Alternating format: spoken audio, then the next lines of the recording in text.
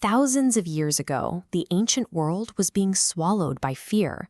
A demon king named Ravana had accumulated so much power that righteousness itself was collapsing across the globe. He targeted sages and destroyed sacred rituals, placing a burden on the earth that she could no longer bear. Mother Earth approached the gods in the form of a cow, begging for relief. Lord Vishnu answered by deciding to descend into the mortal realm as a human prince.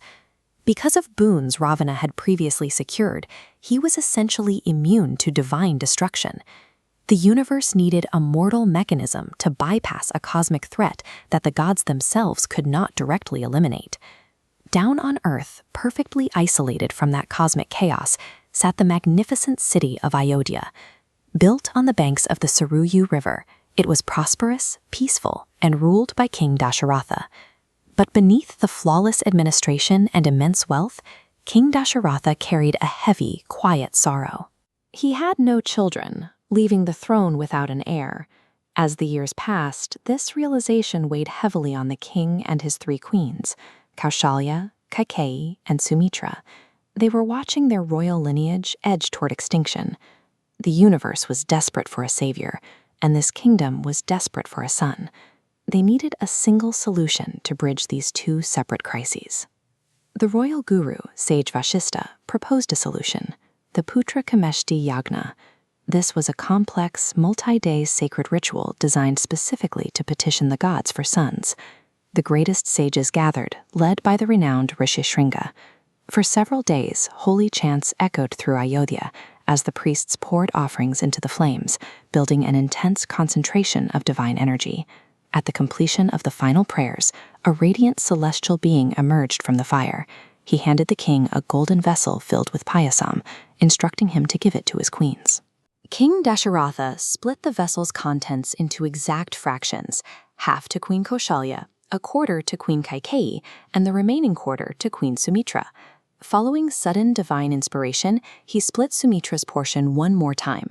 This meticulous distribution of the Payasam served as the physical delivery system needed to manifest the divine essence into human forms. While the three queens in Ayodhya were pregnant, hidden celestial preparations were moving in parallel.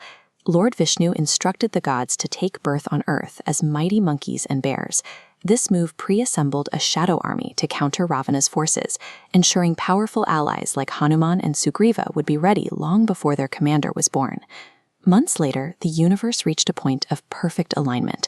On the day of Chaitra Shukla Navami, celestial music echoed across the skies and a rain of heavenly flowers fell to earth. The birth of the four princes was the final piece of the puzzle, bringing the mission's commander and his secret army onto the same battlefield at the same time.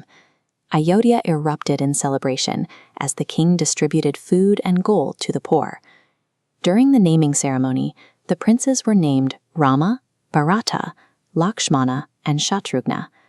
This diagram maps out how the brothers immediately paired into specific bonds.